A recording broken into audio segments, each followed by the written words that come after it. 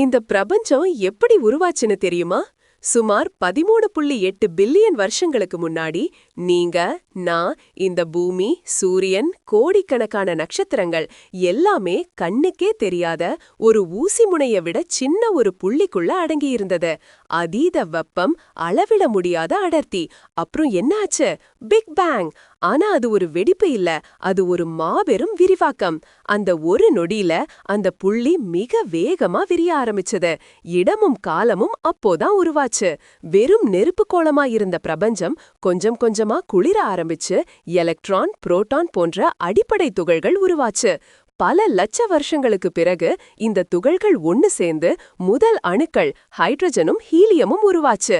அந்த முதல் அணுக்களிலிருந்துதான் கோடிக்கணக்கான வருஷங்களுக்கு பிறகு நட்சத்திரங்கள், கேலக்சிகள், நம்ம பூமி, ஏன் நீங்க கூட உருவாகி இருக்கீங்க. நாம எல்லாரும் அந்த மாபெரும் விரிவாக்கத்தோட ஒரு குழந்தைங்க தான்.